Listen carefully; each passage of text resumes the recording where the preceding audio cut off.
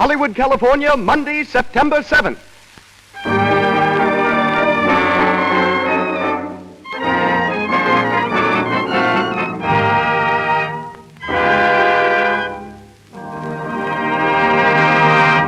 The Lux Radio Theatre presents James Cagney in his Zat So with Robert Armstrong and Boots Mallory.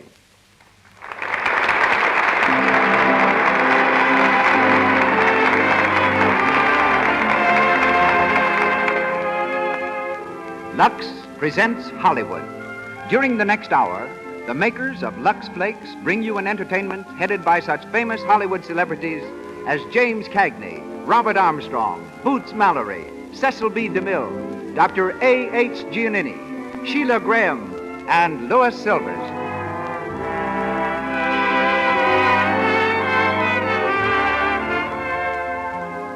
In the motion picture studios are found the greatest collection of costumes in the world, and we know of no higher recommendation for Lux Flakes than the fact that all the leading Hollywood studios protect these wardrobes by washing them in Lux.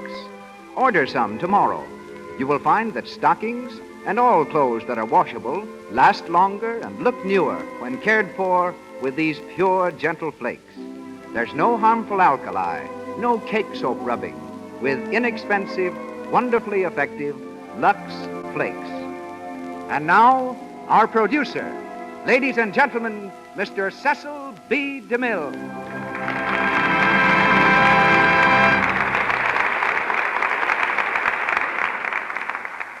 Greetings from Hollywood, ladies and gentlemen. Yorkville, one of the rollicking, frolicking sections of New York City, is famous for its fine German citizens and fine German food, its burgers and its hamburgers. Thinking of James Cagney coming from there is almost as hard as imagining Hitler a native of Dublin. Yet it was in Yorkville that James was born, a harp in a German band. Before he started swinging his fists at various screen villains, Jimmy was a bellhop, a bundle wrapper, and a tea-room waiter. With the money he earned, he studied art at Columbia University. But the most remarkable thing he ever painted was a verbal picture of his career as an actor when he talked his way into a job in vaudeville. Some years later, Jimmy won his first dramatic part by a hair. In fact, a whole head of hair. They were looking for an actor to take the part of a swaggering hobo in a play called Outside Looking In. The first requisite for the role was that the actor have red hair. Other players were after the job, but Jimmy took his hat off to the producer and went to work. When his biography is written, it will probably be titled, So Red the Head. To moviegoers, Cagney has since become the perfect example of a wisecracking Irishman with muscles of steel and a heart of gold. In reality, there are few more cultured gentlemen in Hollywood. His tastes run to music, especially the piano, and art. He's quite accomplished in both. In tonight's play, however, he appears in the type of role that has made him successful on the screen. He is Hap Hurley, a prizefighter's manager. The unmanageable fighter being managed is Robert Armstrong, one of the stars of the play when it ran on Broadway for 2 years. We shall hear him as Chick Cowan, who rates as a lightweight, both mentally and physically. Our leading lady tonight is Miss Boots Mallory, who plays the part of Sue. And now the Lux Radio Theatre presents the first round of our comedy, Is That So?, starring James Cagney with Robert Armstrong and Boots Mallory.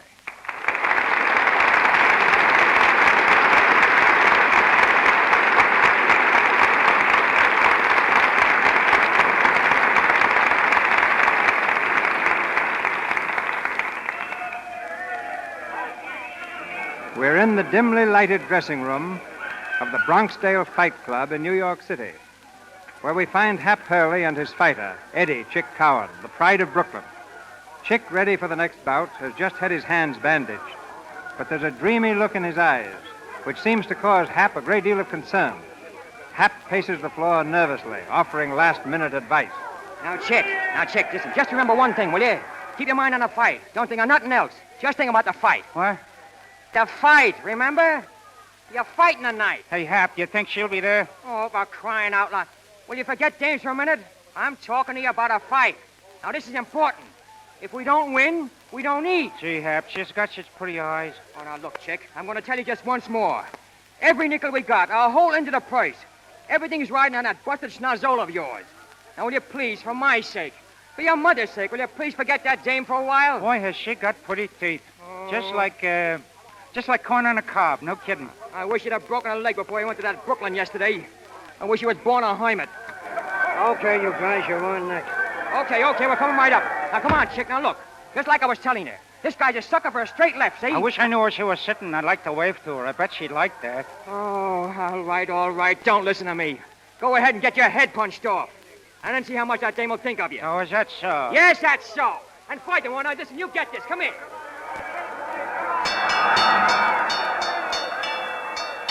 All right, boys. You know the rules. Clean breaks and clean fights. All right, okay, Rep. My boy always fights clean. Shake hands now. Go back to your corners and come out fighting. Now, come on, chick. Come on. Now, sit down. Now, listen. Just remember what I said. When he comes out, Hey, what are you looking around for? Hap, ain't that her sitting over there? Will you stop thinking about that dame? Now, there's the bell. Now, go in there and finish him quick, will you? And don't forget that left, chick. Chick, get in there, will you? Get in with that left. Get into it. Stop looking around, will you? Chick! Come on, chick. Get up, will you, kid? Oh, you're breaking me heart. Get on your feet, will you? Get on your feet, will you? Shake that noggin. Come on, get up and fight. Oh, chick.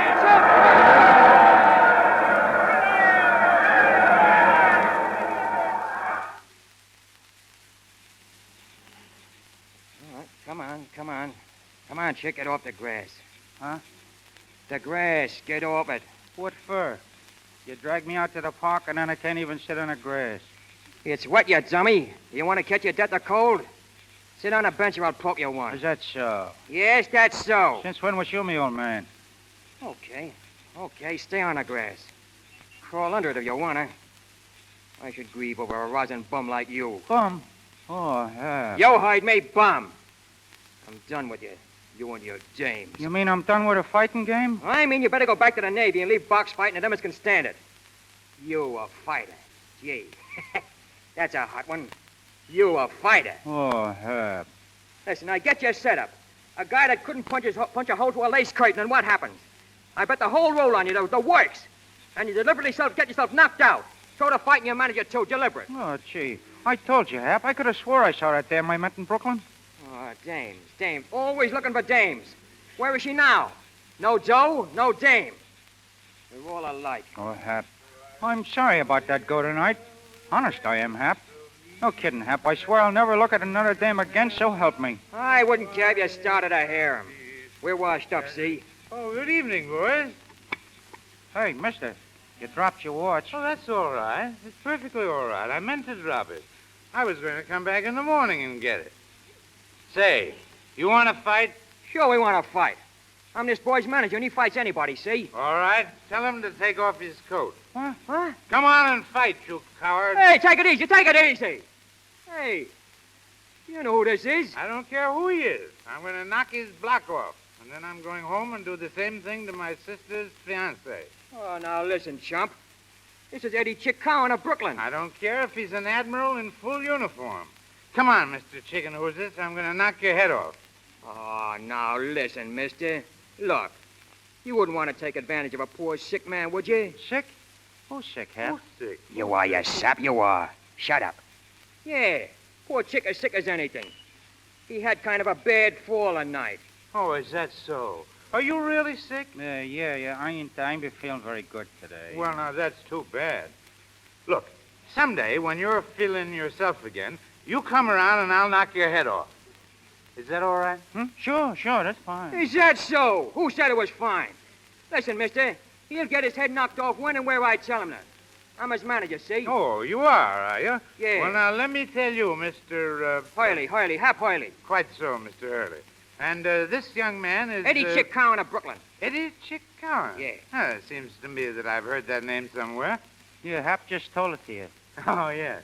Yes, that's where I heard it. I knew I'd... Oh, I beg your pardon, gentlemen. My name is... my card. Oh, thanks. Mr. C. Clinton Blackburn. This is Mr. Blackburn, Chick. Pleased to meet you, Mr. Blackburn. You know, if my head would stop going around for a minute, I could think. Didn't I see you whip young Tierney last month? Oh, and what a lacing he gave that bum. And when I think of what he did tonight, oh, that makes it even worse. Something go wrong? Yeah.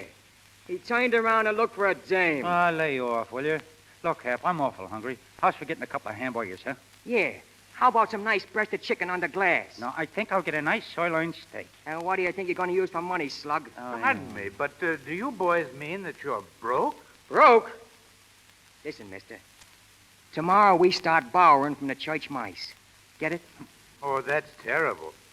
No, I tell you what. You boys come home with me, and we'll get something to eat. What do you say? Oh, that's awful nice of you, but... No, not a word. We'll take a taxi. I live way over that way. In Brooklyn? No. Park Avenue isn't in Brooklyn. Swell, huh? I'll get a taxi. Taxi! Gee, Hap, do you suppose it's all right? I think this guy is nuts. It's aces, you sap. Didn't I tell you if you're stuck with me, you'll be living on Park Avenue?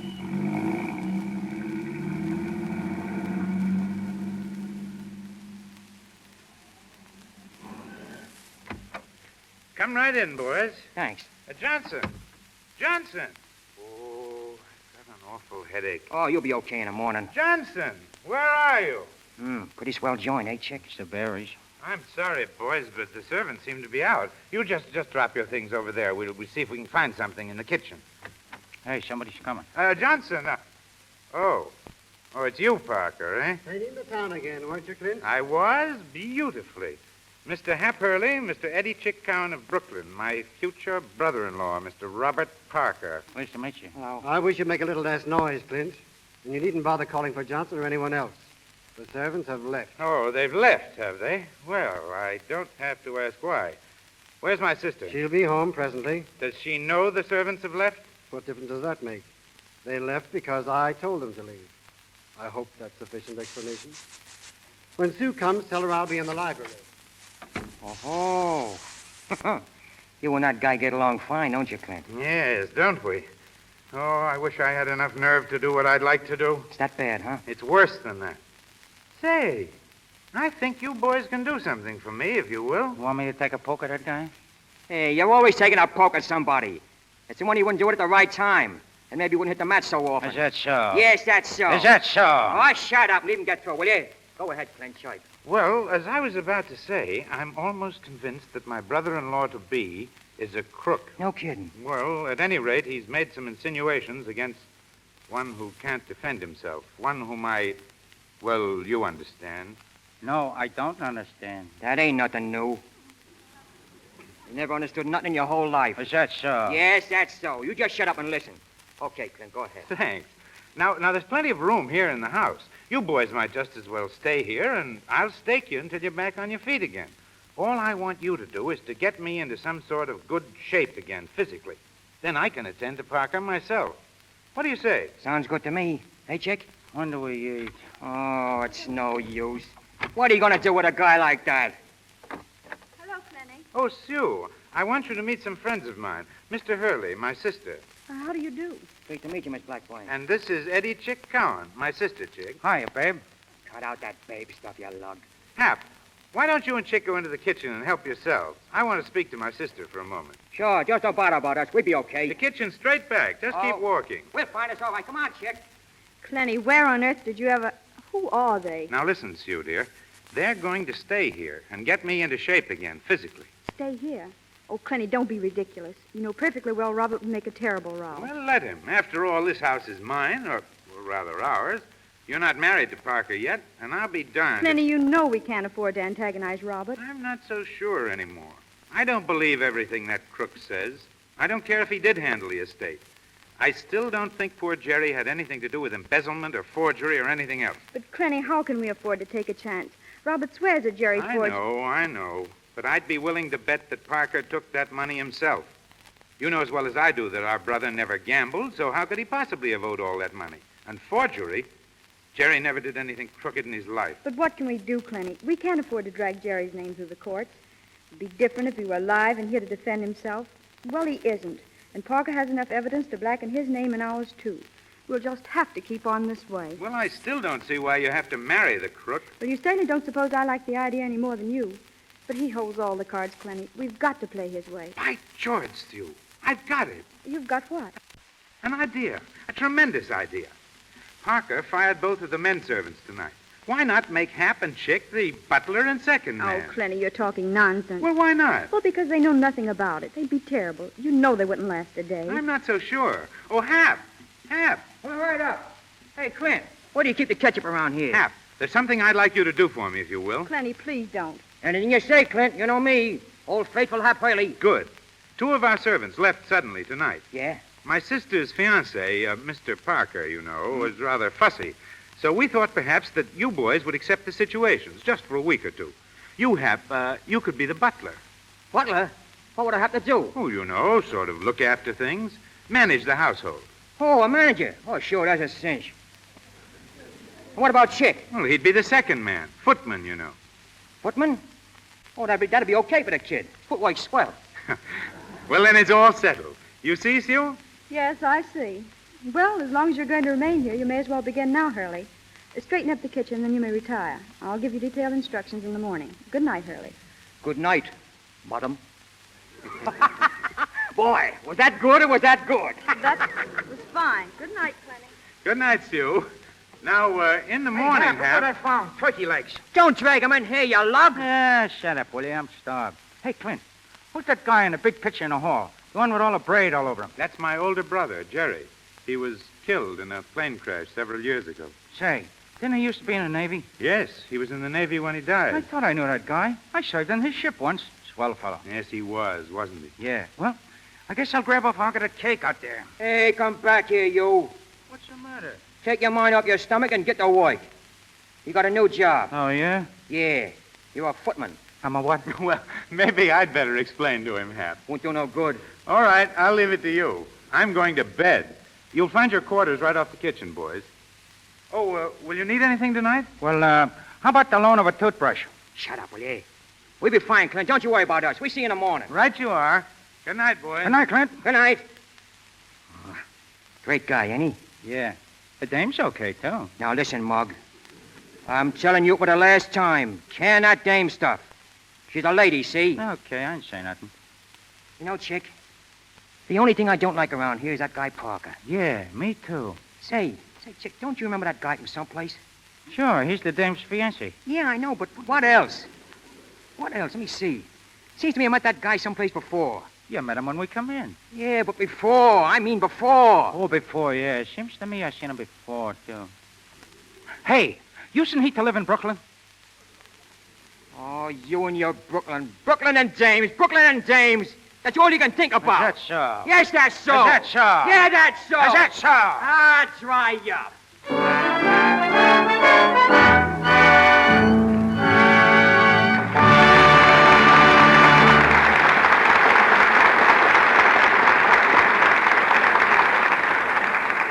In just a minute, we'll continue our presentation of Zat So. But first, a little domestic drama between the scenes.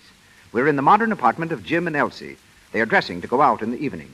Elsie is putting on her stockings and pop, another run. Just listen to Jim. What, again? Oh, say, I'll bet I could cut down on those stocking ones. Oh, yeah? Well, put your mammoth brain to work. Say, it never stops working. I'm full of dope on the question right now. Well, spill it, big boy, but make it snappy. Okay, here's the first tidbit. You know, I heard Sis spilling a mouthful about runs the other day. Oh, I bet she was crabbing. That's why you're balmy, baby. She's got the runs problem licked. Come on, Sis says, I tell a guy how you do it. Elsie's runs are driving me nuts. And she says nothing to it. Hardly a run have I had since I switched to Lux. Say, that's an idea. Oh, I'll say so, Cupcake. And here's another. Another what? Another juicy bit. Heard my secretary spill this one on the phone. I suppose her stockings never pop a run. Right the first time. And do you know why? She uses Lux. Lux. Well, I'm a smart girl, too. Here's where I switched to Lux. Clever women everywhere are learning how Lux cuts down on stocking runs. It saves elasticity, you see. Cake soap rubbing and soaps with harmful alkali weaken elasticity. Then even a slight strain on your stockings may snap a thread and start a run. Try Lux. You'll be amazed at how much longer your stockings wear. And once again, Mr. DeMille. We present the second round of our comedy Is That So, starring Jimmy Cagney as Hap Hurley and featuring Robert Armstrong and Boots Mallory. It's 1 week later, and all is not well. Despite the fact that they've tried their best, Hap and Chick don't seem to be cut out for domestic service. We find them preparing a buffet breakfast for Sue and her fiancé, Robert Parker. Hap and Chick are standing at the buffet, clumsily juggling the hot plates as Parker glares at them from the table. Hurley, will you please hurry that breakfast? Yeah, sure. Coming right up. Come on, step on it, will you, Chick? I'm doing the best I can, and what do I know about cooking eggs? Oh, what do you know about anything? Look out! Alan, what was that? I think I dropped the plate. Pick it up, you dope. Pick it up. What for? It's all busted Oh, anyhow. I ought to slug you. Give me that ham. If it's for Parker, season it with cyanide. Here's your breakfast, Miss Sue. Thank you, Hurley. Hey, Hap, I forget. Does that Parker guy get 2 3-minute eggs or 3 2-minute eggs? Cowan, will you please remember to place a Mr. before my name when you speak of me? Keep your shirt on. You ought to feel lucky I talk about you at all. Go on, Chick. Fix the eggs. Oh, wait a second, helpless. I'll show you. I've never heard of such impertinence, Sue. I don't see how you tolerate such servants. Oh, they're making such a change in Cunny. I think we can put up with them for a week or two. Here's your eggs. Mr. Parker. Must you do that? Oh, stop beefing, will you? If you don't like the way things are done around here, why don't you do it yourself? I'm sorry, Sue, but I refuse to tolerate such treatment. When you've taught your servants more respect, I shall return for my breakfast. Good morning. Hurley, I'm afraid I must insist that you be more careful of the manner in which you treat my guests. And after all, Mr. Parker is my guest. Yeah. But from what Clint tells me, that guy ain't exactly welcome around here. Please, Hurley, some fresh toast. Okay, I get it. Some more toast, Chick. Gee, Hap, I can't wake that toaster. No kidding, I blamed myself 3 times yesterday trying to wake it. Why can't they eat bread plain around here all the time? More toast, more toast, more toast. Okay, useless. Go on up to the gym and tell Clint he can come down for breakfast. I'll make the toast myself. Go on! I don't get no consideration around here at all. Always do this, do that. I'm getting sick of it. Say, Miss Sue, can I speak to you a minute? Why, yes, Hurley. Yeah, that's one of the things that's been bothering me.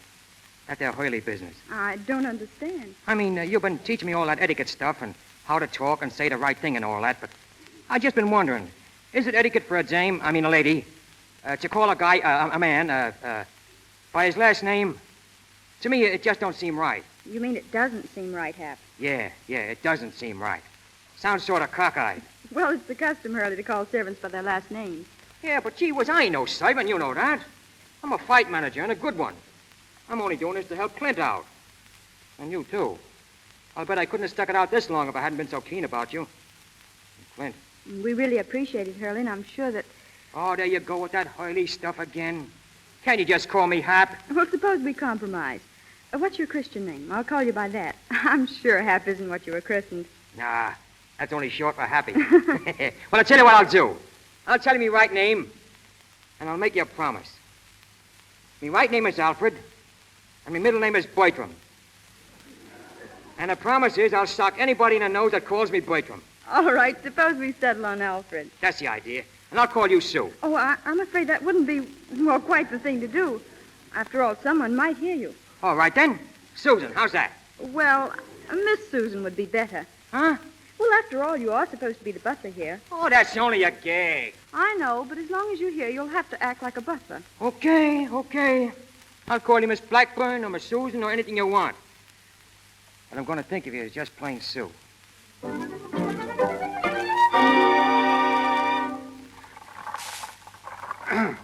All right, Clint. 3 more.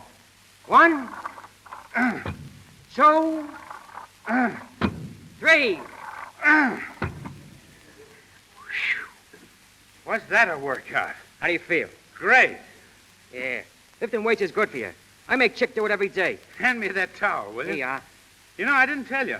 I like to arrange a bout for Chick. That is, if it's okay with you. A fight? Where? Right here in the house. Oh, I get it. You want him to bounce that Parker guy around, huh? No, I'll be able to bounce him around myself soon. No, I'd like to arrange a regular bout for you for a week from Wednesday against a regular fighter. Who is he? Ever hear of Johnny Duffy? Duffy? Yeah, I know him. Well, he's driving a car for Major Fitzstanley, a friend of mine. We got to talking. We thought it might be fun to have a bout right here at the house. Chick versus Duffy. At the house? Yes, we could ring up a ring out in the garden and have some friends over. I thought it would be good training for Chick. Yeah, it'd be kind of a workout for him. But a palooka like Johnny Duffy ain't no match for my boy. I'll have to tell him to take it easy. Chick's coming around all right, eh? Coming around. Right now, he could lick 9 gorillas. Well, of course, this is just sort of a friendly match with Duffy.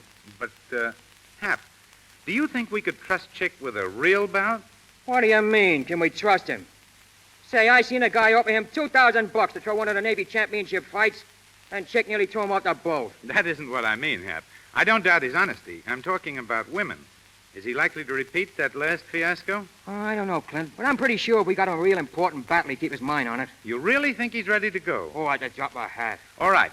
Hand me that phone. What are you going to do? I'll show you. Do you know Pat Kelly? Yeah, sure. He manages Soccer Goodman, light heavyweight champ. Yeah, I know he does. That's why I'm calling him. Hello. Mr. Kelly, please. This is Mr. Blackburn. Just tell him Clint Blackburn. He'll know. Hey, you mean to say you're going to... Hey, Chick! Hey! Chick, come up here! Hello, Pat. How are you? Well, that's fine. Say, Pat, do you know Eddie Chick Cowan? Well, I've acquired an interest in the boy. How about doing business? No. I mean for a bout with soccer, of course, for the championship. Oh, you do, huh? Well, how much? Wait just a second, Pat. Say, Hap. Yeah? Is it the usual thing for a champion to demand a guarantee before agreeing to fight for his title? Yeah, that's right. Cash on the line. Oh, I see. All right, Pat. It's a deal. I'll be down with Hap Hurley tomorrow, and we can discuss the thing in detail. You call me Hap? Shut up a minute, shut up. About 4? Right. See you then, Pat. Well, Hap, it's in. Yeah. You hear that, Chick? We fight the champ. No kidding. We sign the papers tomorrow and post a guarantee of $10,000 for Goodman's end of the purse. 10 grand? Of course. Why not? Yeah, but 10 grand, that's a lot of dough. Well, I've seen Chick work out, and I think he's worth the gamble. You see that, Chick? A match with the soccer laid right in your lap. Gee, I'm going to call up that dame in Brooklyn. She'd be tickled to death. Listen now. You ain't calling no dames, you understand? Who ain't? You ain't. Who says so? I say so. Oh, yeah? Yeah. Is that so? Yes, that's so. Is that so? Yes, that's so.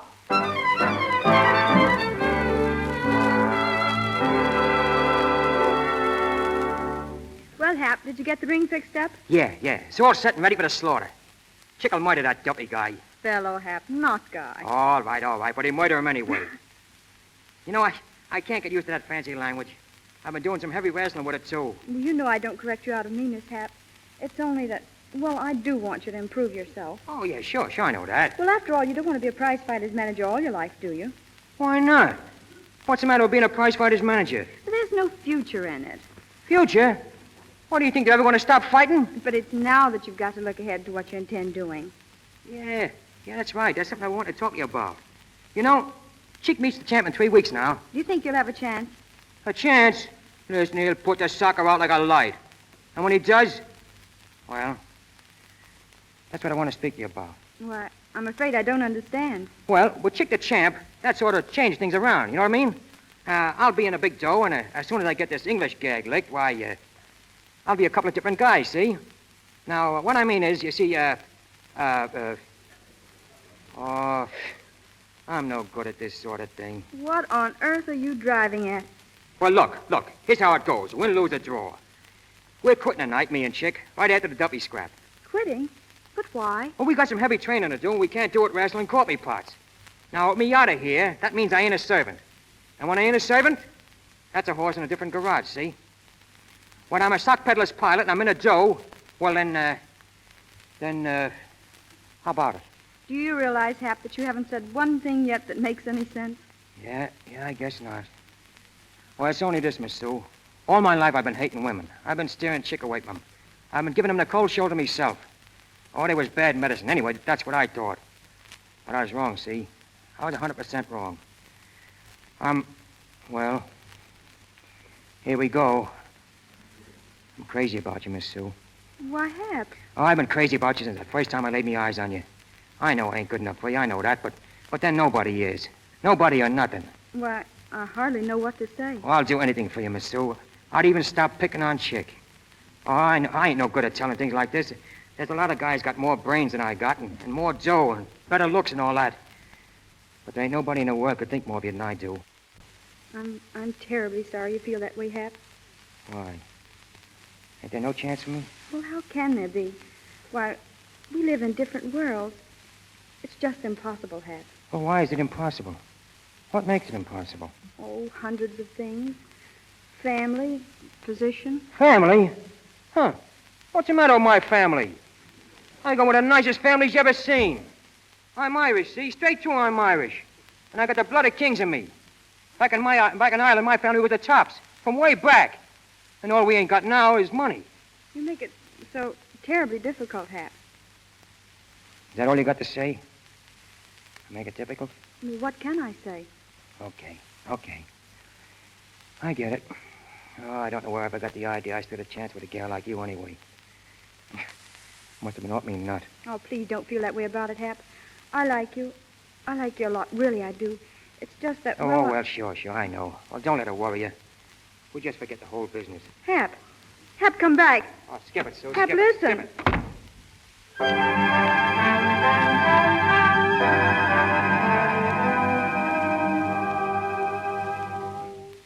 Hey, Hap. Get a look at the old 1-2. 1-2. 1-2. Boy, when I land down on Duffy tonight... Hey, Hap. What's the matter with you, Hap? Ain't you paying no attention to me? Huh? What? Gee, Hap. I ain't never seen you like this before. What's eating you? Nothing. I mean, nothing. No, I mean nothing. Oh, that Susie dame, huh? You just keep your 2 cents out of this. Go on, lace up your shoes, will you? They'll be waiting for us up downstairs. Okay. I guess she's stuck on that Parker guy all right, huh? In a pig's foot. That crook ain't got her fool for a minute. Say, Hap, are you sure that guy Parker ain't never lived in Brooklyn? I could swear I seen him before. Yeah, me too. But there's one thing I'm telling you. I ain't never going to see him again, or Sue neither. I was never any good at that dame racket, and now it goes double. What does, Hap? I wasn't good enough for her. Just a prize fight manager. Her family wasn't good enough for her. I guess you didn't know that, did you? Well, just let her wait, that's all. Just let her wait. She'll see that... Gee, Hap, I didn't know you felt like that. Oh, stop it, will you? Stop it! Ready, boys? Yeah, in a second, Clint. Fine. We're all set outside. Make it as fast as you can. Clint. I see Clint.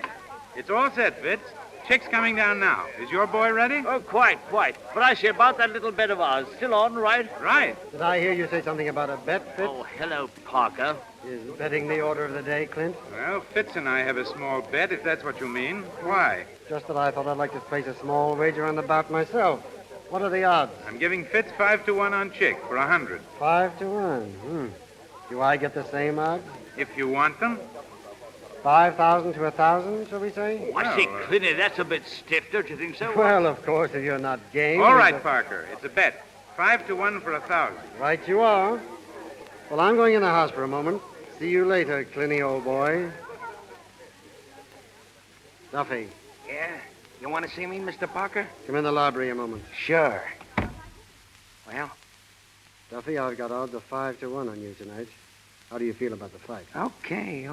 But this guy Cowing ain't no pushover. Listen, Duffy, you've got to win. Go into a clinch out there and make Cowan listen to reason. Huh? There's $1,000 in it for each of you if he'll lay down and let you win. $1,000? What, gee, Mr. Parker, I'll try. But all I can promise you is I'll probably get a sock in the nose for talking out of turn. All right, get out there. Okay. Feeling okay, Chick? Sure, I'm swell. All right, but remember this. There's a lot of dames here tonight.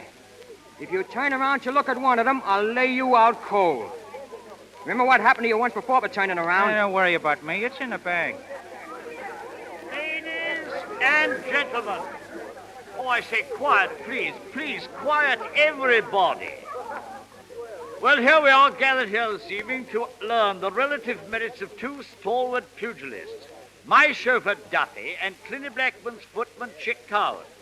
In that corner, ladies and gentlemen, is Mr. Duffy, who weighs something in the neighborhood of, I think, 175 pounds. Yes, thanks. Thanks very much. And in the other corner, scowling furiously for no earthly reason at all, is the other sportsman, Clinty's footman, Chick Coward. He weighs roughly the same as Duffy, but you can see he's not nearly as well constructed. Right-ho, let's get on with the old hostilities. Are you ready, boys? Shoot. Right-ho, Clinty.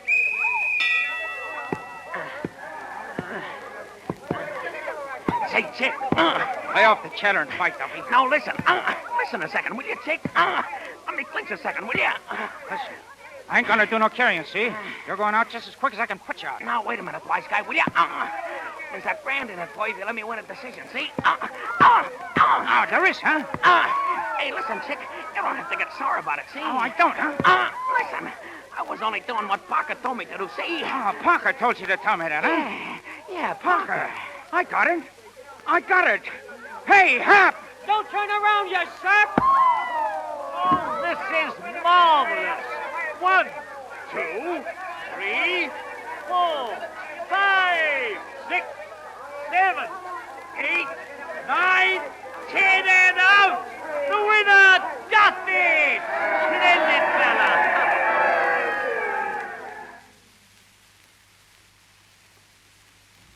Come on, Chick. Snap out of it. Come on, you dumb egg. Snap out of it so I can take a poke at you myself. What hit me? Duffy hit you, you egg-headed dope. Why, that... Let me at him. Go on, sit down. You always want to fight after it's all over. Well, what were you looking for this time? Christmas? Hey, Hap, I remember him. Oh. His nibs, Parker, I remember him now. That's why I wasn't paying no attention to Duffy. All of a sudden, I remember who this Parker is, and then... Well, now, isn't that just dandy? So you remember him, huh?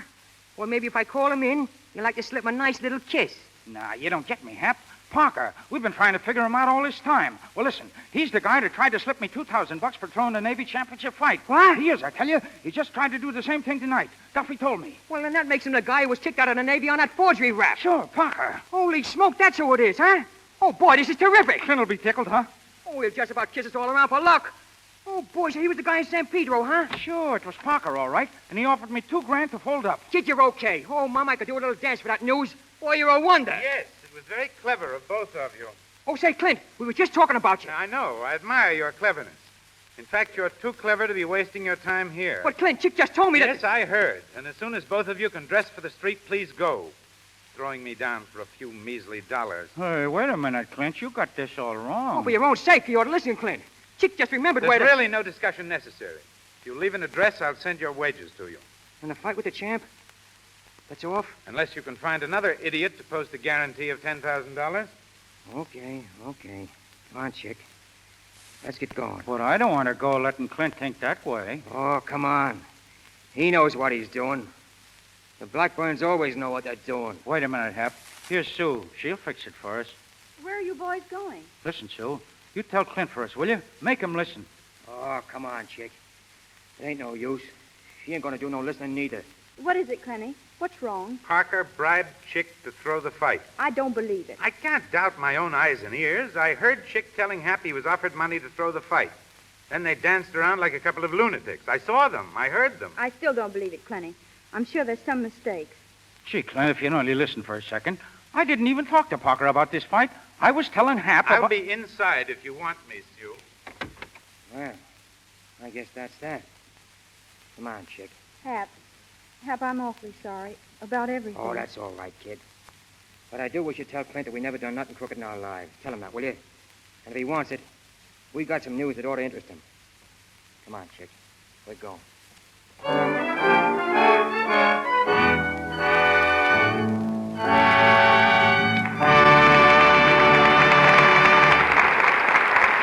We pause for station identification. This is the Columbia Broadcasting System.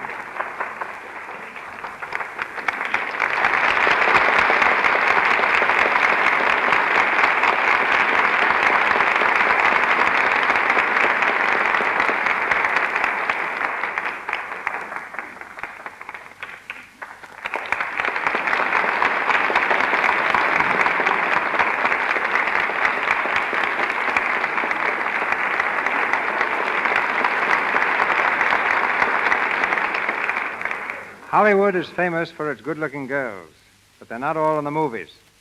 Walter Winchell recently termed tonight's guest the prettiest newspaper woman in America.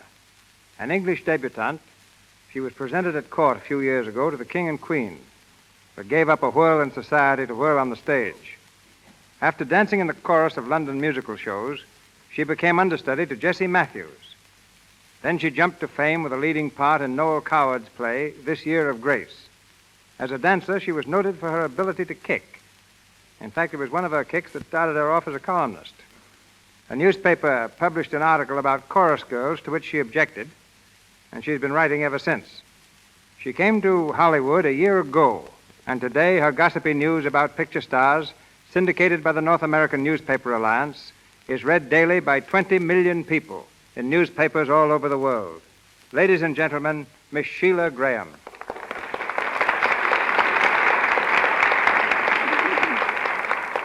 A very nice introduction, Mr. DeMille. After all, Sheila, you have 20 million readers. What would you like me to speak about? Your job? Nothing about Lux? Oh, Lux speaks for itself. I wish more stars spoke for themselves. For example, Jean Arthur, star of your new picture, is extremely shy. She sincerely believes she has nothing of interest to tell a reporter. And silence is golden. But not on the radio.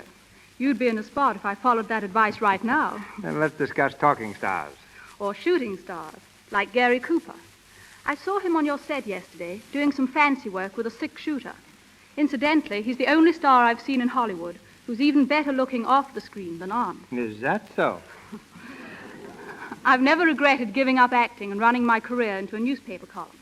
To me, reporting is much more exciting. Still, I can't forget my chorus girl days abroad. In every studio I visit here, I bump into Lux Flakes in the wardrobe department, just as I found it backstage in England. In that respect, they're just as advanced as Hollywood. But that's not new, Sheila.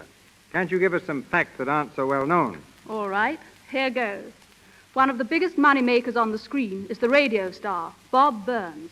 But Bob still drives a $25 automobile.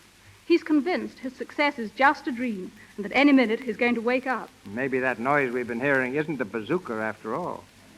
Perhaps it's just his snoring. Perhaps. But the champion sleeper in Hollywood is Ned Sparks. Ned can take a nap any time and any place. Merle Oberon has a most considerate figure. She eats anything and never puts on an excess ounce.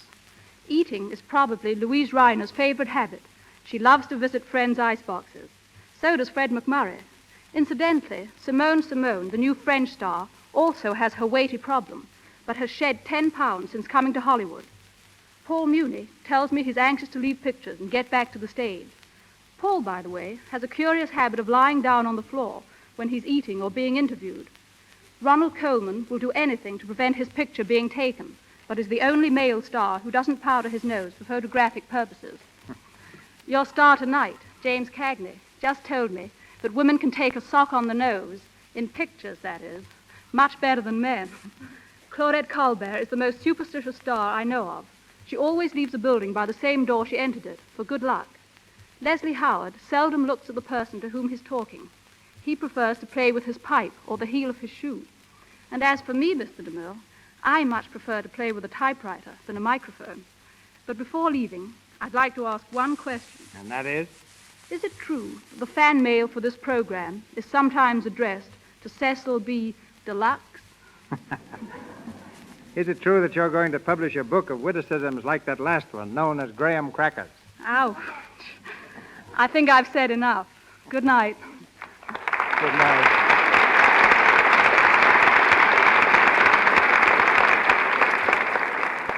We raise the curtain on the final round of his Zat So, starring Jimmy Cagney as the unhappy Hap Hurley and featuring Robert Armstrong and Boots Mallory.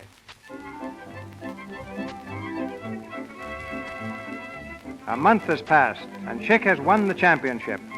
In the library of the Blackburn home, Sue has arranged a meeting with Parker, Clint, Chick, and Hap. The fighter and his manager have still not arrived, and Parker stirs restlessly in his chair. My dear Sue, might I ask exactly why I'm here? Please be patient, Robert. I'm afraid, Sue, my patience is rapidly being exhausted. Wouldn't it be just as well if we postponed this gathering of yours until some more practical time? Oh, I couldn't think of putting this off any longer, Robert. This is something I've dreamed of for years. Clenny, will you answer that? I suppose I'll have to. Hi, Clint, old boy, old sock, old pal, old boy. Hiya, Clint. Come in. Oh, thanks. Come on, stupid. Good evening, Hap. Hiya, Sue. Make the new world's champ. Congratulations, Chick. Ah, it was nothing at all. Hiya, Parker, old bean, how's tricks? Just what is the meaning of this, Sue? Sit down, Robert. I'll explain everything. Yeah, sure. Pull up a chair, Parky. Well, Sue? But first, Robert, I'd like to make a public apology. I've made it privately several times. But I think I'll feel a lot better if I make it again here. Oh, now, Sue, listen, you don't have to. Please, Hap, I want to.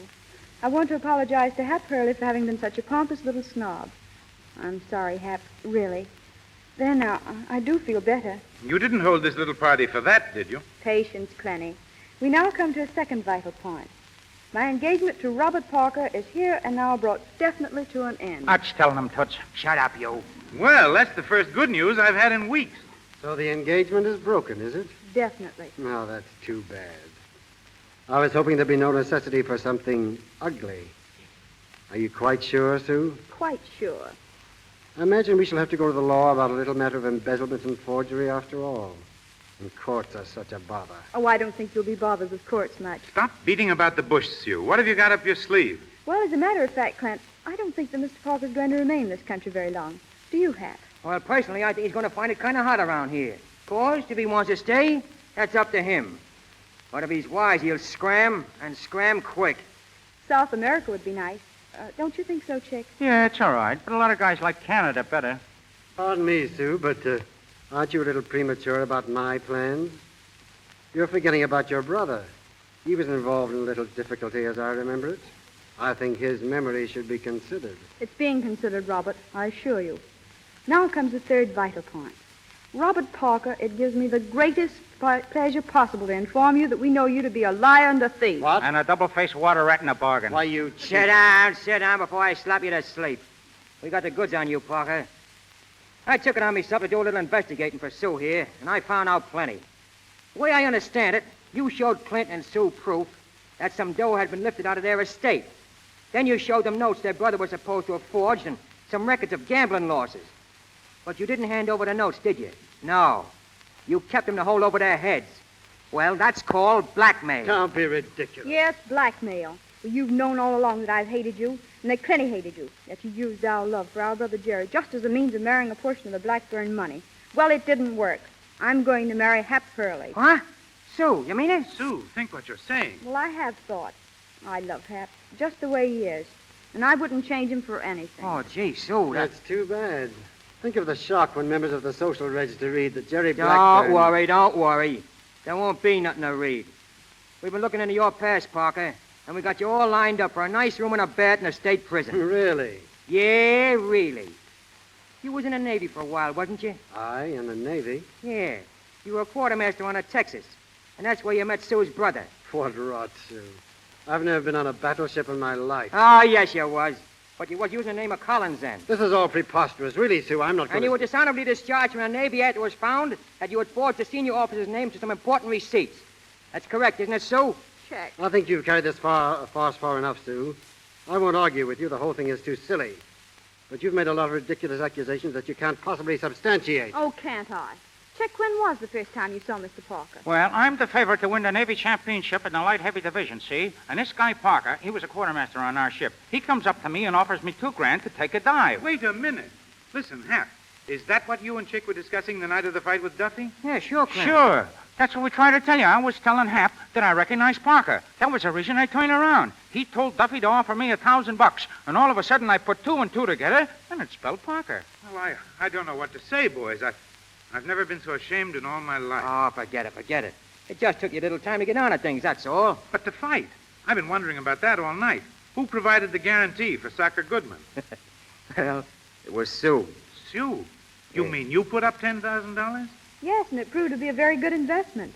I now have a half interest in Chick and a full interest in Hap. Then you and Hap really... Oh, she was only kidding me about that, Clint. You got nothing to worry about. Did I say anything about being worried? And did I say anything about not being serious? Oh, now, wait a minute, Sue. I can take kidding just so long. Now it ain't kidding no more. But, Hap, I meant it. Of course, if you've changed your mind. Oh, gosh, no. I just... Dames, all the time, dames. They ain't no good, says him. Shut your trap, egghead. When I want any help from you, I'll ask you for it. How is that so? Yes, that's so. Yes, that's While you boys settle your little difficulties, I'll see to it that Mr. Parker gets safely through the front door. Come, Mr. Parker, you're leaving. Say, Clint, just one poke at him first, huh? Oh, no. No, I'm going to show Mr. Parker out alone. Come, dear Mr. Parker. You all think you've been very clever, don't you? Go on, scram before I take a poke at you. Can you imagine that, Hap? Letting that crook get off like that? Like what? Tommy, did you hear that, Sock? Well, I still wish I could have punched a couple of his teeth out. Listen, you do no more punching around here, you see? Only when I tell you to. I mean, I and Sue. Oh, Hap. Yeah, and you ain't going to be making so many trips to Brooklyn either. You got another fight coming up. Oh, but Hap. No, Chick, no argument. You do just as Hap tells you. Oh, is that so? Yes, that's so. Is that so? Yes, that's so. Is that so? Yes, that's so.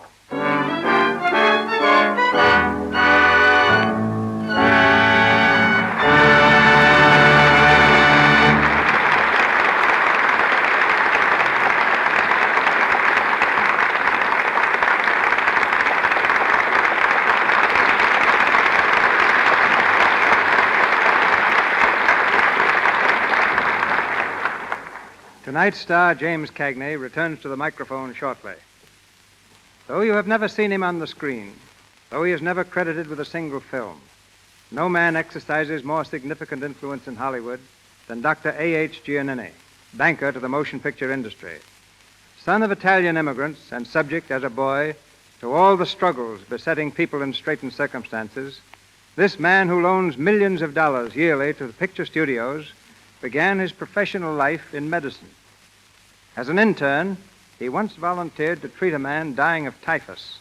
The victim lay in a pest house in San Francisco, confined with lepers. Dr. Giannini and a nurse went to his side, but it was too late. The patient died. 48 hours later, the nurse was dead. Dr. Giannini himself stricken. Another doctor came to treat him. That doctor died.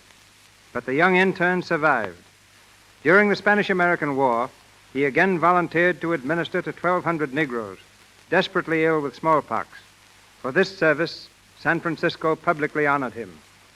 Dr. Giannini left his practice to follow his father and brother in a small banking business.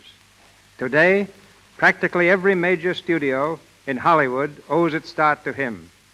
He is now directly connected with films as president and chairman of United Artists Corporation and trustee of both Columbia Pictures Corporation and Universal Pictures Corporation.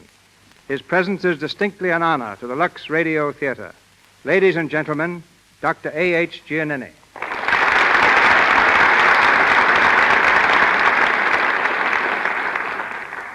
Thank you, Mr. DeMille. It's a pleasure to appear in the Lux Radio Theatre. The importance of the motion picture industry in the world today is second to none. Lately, there has been a tremendous interest in films abroad, particularly in England. Its significance cannot be underestimated. Foreign nations realize that if a country acquires a permanent monopoly in this field, that nation will eventually dominate the world. In a sense, Europe today is governed by the slogan, "I care not who makes the laws of the nation, if I can make its motion pictures." Well, trade used to follow the flag. You mean now it follows the films? Exactly. Girls in foreign capitals constantly keep their eyes on Hollywood for new ways of dressing their hair and new styles and clothes. More and more American phrases are found in English publications. Our traditions, culture, language, and social values are gradually Americanizing the globe. The end result is that the profit element in pictures abroad has become a secondary consideration. Their prime consideration right now is to maintain their own tradition and history. 25 years ago, Doctor, banks not only refused to loan a penny to motion pictures, but I know of one bank that said they preferred not to have the account of any motion picture company. You ended all that. But what prompted your participation in pictures? First, I realized that the motion picture was the only commodity in the world for which people were willing to pay sight unseen. Any merchandise that can influence people to that extent must, I concluded, be worthwhile. Second, motion pictures have an almost limitless field. They are made to be enjoyed by everyone. Third, they appeal to children. To me, that was and is yet the best assurance for the future of any business. I've seen what children can mean to banking. Many years ago, I started the first school savings system in California, and later in states all over the nation. These accounts, which began with pennies, have since increased into the millions. Yet when I entered the motion picture field, I was not entirely alone. A new bank in Hollywood was beginning to give recognition to movies. Mr. DeMille was its first vice president. Not because I had money, but because I knew pictures. But to you, Doctor, goes the distinction of being the first man who definitely made art a respected security for a loan. On one occasion, I was criticized by bank examiners for putting $500,000 in a company distributing Charlie Chaplin's picture, The Kid, instead of investing that money in gilt-edged securities. Several weeks later, my loan was repaid, but the gilt-edged securities tumbled from $100 a share to $80. In 1929, when the country was plagued by depression, Hollywood again limped to Dr. Giannini. Largely through his help, not a single studio closed its doors throughout those trying times. Production, in fact, actually increased. But tell us, Doctor, how do you determine if a picture studio is a good risk? By applying practically the same principle I used years ago in New York City. At that time, Mrs. Giannini and I often had young guests at our home, schoolgirls and boys. They loved to visit us because I always showed them motion pictures. I had a purpose in doing so. I wanted to see what photoplays they applauded the most. It was the studios whose films these youngsters liked best that got the help they needed. Today, the only difference is that I make my decisions by the applause of the nation. And in so doing, Dr. Giannini has been the financial rock to which motion pictures have cast their anchors in every storm. A rock with anything but a heart of stone. It's been a long time since I've been in medicine, but I haven't forgotten that a doctor must know not only the body, but the man as well. In a similar manner, have I made character, as well as a man's business, the real basis for my confidence in him. Thank you, sir, and good night. Good night, Doctor.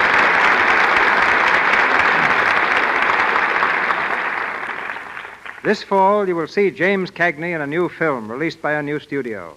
The picture is titled Great Guy and is being produced now at Grand National Studios.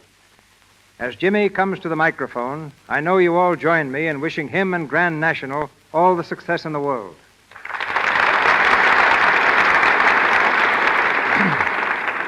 Thank you, Mr. DeMille. Great Guy is the tentative title of a story of a civil service employee who reforms the city government by exposing political corruption. What I like about it chiefly is that the lead is a grand, honest character. To me, the all-important need in pictures today is for better stories. Stories whose characters are real, honest people. And the same applies to the air. And it's your careful choice of stories for the Lux Radio Theatre that keeps me one of your most constant listeners. Congratulations to you, and good night. Good night, Jimmy. Thank you, Mr. Cagney. The Lux Radio Theatre has arranged a particularly fine program for next week. Mr. DeMille tells you about it in a moment. Assisting Mr. Cagney, Mr. Armstrong, and Miss Mallory in our cast tonight were Kenneth Thompson, Lionel Pape, Frank Rowan, Lou Merrill, Frank Nelson, James Eagles, and Ross Forrester.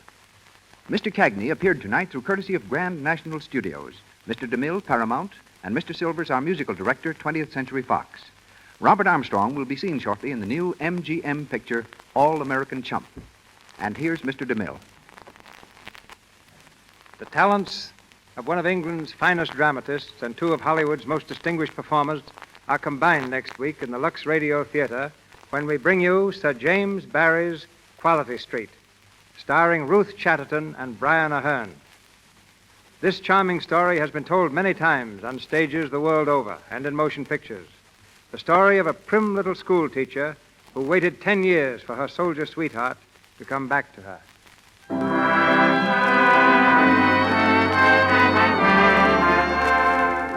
Our sponsors, the makers of Lux Flakes, together with Miss Chatterton and Mr. Aherne, join me in inviting you to be with us next Monday night in the Lux Radio Theatre presentation of Quality Street.